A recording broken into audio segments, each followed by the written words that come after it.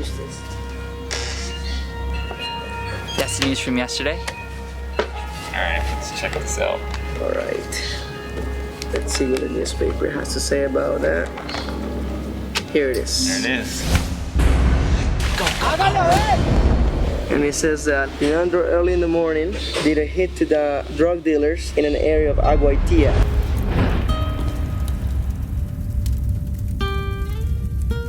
This is a big hit. It's a lot, 4 labs. In one day. It is a lot. I never seen. You can see the coca lab there being burned. Yeah, it's all burned. 2 captives. Got them. 2 people they caught. There was 2 detainees. The late 51 years old. Margarita.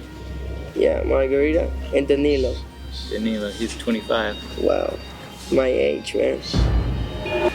She was so mad. She was. You see her eyes, they're like red too. They're like beet red from like smelling in that stuff. Do you guys notice how resistant they were? How they both tried to maintain their innocence, and then they said it was their first day working in the lab? I don't believe that the ladies said Well, that you could first. tell in the lady, you could tell her like fingernails were so like gnarled. They're like, I mean, she'd been digging her hands in that acid for a long time. What was the first thing you said when you saw her? I felt that she was a communist. She was pretty much involved with the terrorists. And she had that attitude, that way of talk. I can tell. All these people are in the Dinandro office. Coming off the mission, it was surreal to read about the operation in the newspaper. I mean, this is something we are a part of. We could practically still feel the heat from the fire of the labs burning. You play images in your mind from the assault, the mounds of cocaine, to being shot at on the way out. And it all makes the mind go round and round. But what really got us thinking were the captives. We thought to ourselves, what choices did they make in life to become traffickers?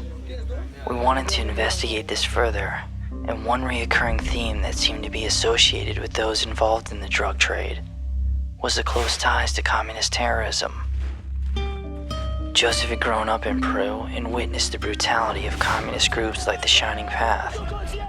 So we asked him to tell us the history of how the drug trade and communism joined together.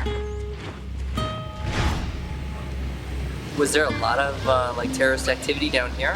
Yeah, there in was. Culpa? There was. Yeah. And is this the place they would bring the bodies of the people they would kidnap and kill? No, they would put it all around here. They would lay the bodies and pile them around the tree and write on them, you know, it says this is how betrayers die. This is the whoever doesn't support the cause. This is how they die and things like that. This is for the people who would basically inform on the terrorists. On the terrorists. And they'd come and they'd put the bodies here. Yeah.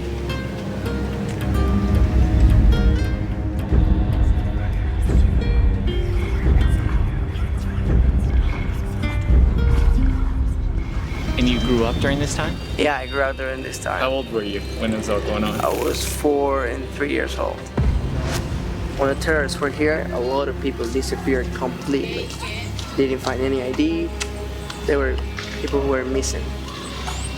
No bodies found. Joseph took us back to the 80s, a time when Maoist revolutionaries threatened to overrun Peru. The group responsible is called the Shining Path, and their leader is Abimel Guzman. The Shining Path are brutal in every way and embark upon a campaign of terrorism that's aim is to destroy the will of the population. They target civilians and government establishments through bombings, kidnappings, and assassinations.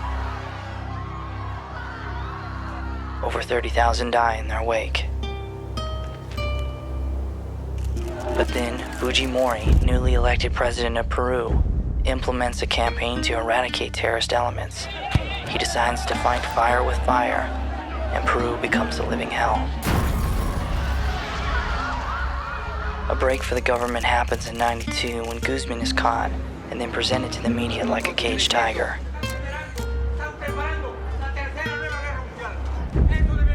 With the head of the snake cut off, by the turn of the century, most Shining Path elements have retreated into the jungles or blended in with the population.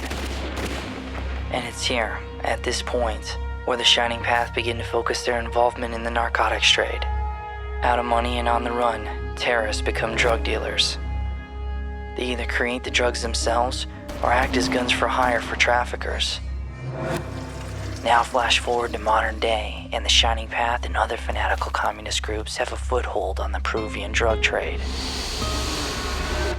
After hearing about the history of the communist past, we had a clear picture into the possible mindset of the captives. No one knew for sure if they were communist, but what we did know is they had been caught red-handed creating cocaine. Thinking about everything from the history to the possibilities of who these captives were, one moment in particular stuck in our minds, and that was on the night we returned from the operation. We saw Danilo and Margarita being read their charges and shown the drugs that had come from their labs. Margarita just sat there silently, but you could see the world collapsing in her eyes. She must have been thinking about a million things, with one prevailing thought: it's over. She deserved the punishment that was coming.